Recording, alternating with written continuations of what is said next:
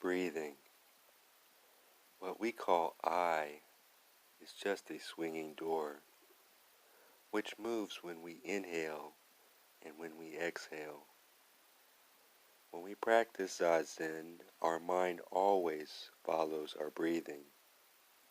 When we inhale, the air comes into the inner world. When we exhale, the air goes out to the outer world. The inner world is limitless, and the outer world is also limitless. We say inner world or outer world, but actually there is just one whole world.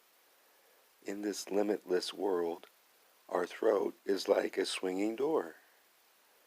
The air comes in and goes out, like someone passing through a swinging door. If you think I breathe, the I is extra. There is no you to say I. When we call I, it's just a swinging door which moves when we inhale and when we exhale. It just moves, that is all. When your mind is pure and calm, enough to follow this movement, there is nothing, no I, no world, no mind nor body, just a swinging door. So, when we practice Zazen, all that exists is the movement of the breathing. But we are aware of this moment. You should not be absent-minded. But to be aware of the movement does not mean to be aware of your small self, but rather of your universal nature, or Buddha nature. This kind of awareness is very important, because we are usually so one-sided. Our usual understanding of life is dualistic. You and I, this and that, good and bad. But actually, these discriminations are themselves the awareness of the universal existence. You means to be aware of the universe in the form of you, and I means to be aware of it in the form of I. You and I are just swinging doors. This kind of understanding is necessary. This should not even be called understanding. It is actually the true experience of life through Zen practice. So, when you practice Zazen, there is no idea of time or space. You may say, we started sitting at 5:45 in this room. Thus you have some idea of time. 5:45, and some idea of space in this room.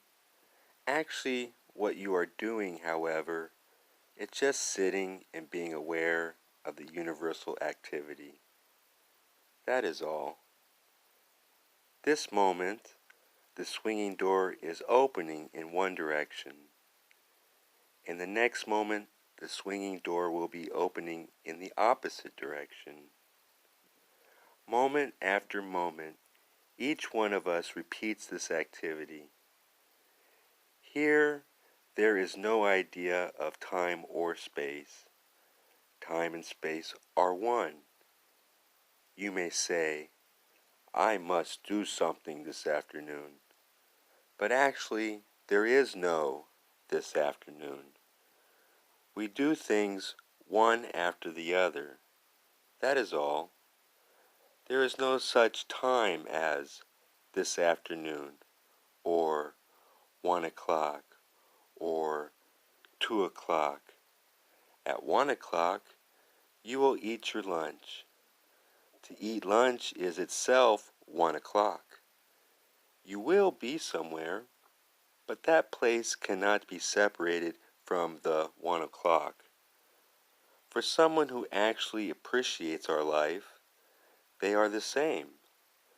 But when we become tired of our life, we may say, I shouldn't have come to this place. It may have been much better to have gone to some other place for lunch. This place is not so good. In your mind, you create an idea of place separate from an actual time. Or you may say, this is bad, so I should not do this. Actually, when you say, I should not do this, you are doing not doing in that moment. So there is no choice for you. When you separate the idea of time and space, you feel as if you have some choice, but actually you have to do something, or you have to do not doing. Not to do something is doing something. Good and bad are only in your mind. So we should not say, this is good, or this is bad.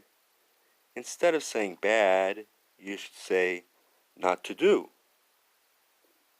If you think this is bad, it will create some confusion for you. So in the realm of pure religion, there is no confusion of time and space, or good or bad. All that we should do is just do something as it comes. Do something, whatever it is. We should do it, even if it is not doing something. We should live in this moment. So, when we sit, we concentrate on our breathing, and we become a swinging door, and we do something we should do, something we must do. This is Zen practice. In this practice, there is no confusion. If you establish this kind of life, you have no confusion whatsoever.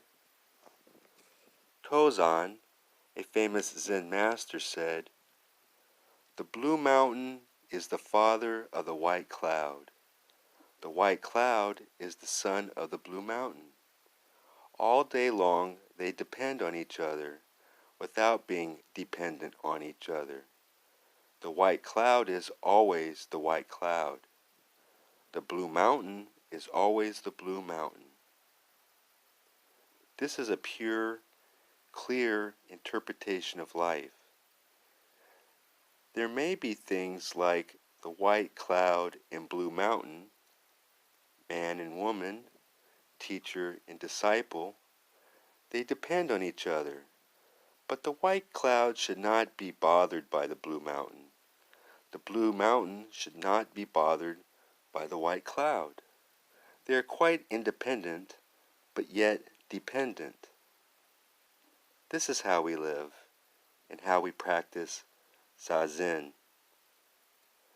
When we become truly ourselves, we just become a swinging door, and we are purely independent of, and at the same time, dependent upon everything. Without air, we cannot breathe. Each one of us is in the midst of myriads of worlds. We are in the center of the world always, moment after moment. So we are completely dependent and independent. If you have this kind of experience, this kind of existence, you have absolute independence. You will not be bothered by anything. So, when you practice Zazen, your mind should be concentrated on your breathing. This kind of activity is fundamental activity of the universal being. Without this experience, this practice, it is impossible to attain absolute freedom.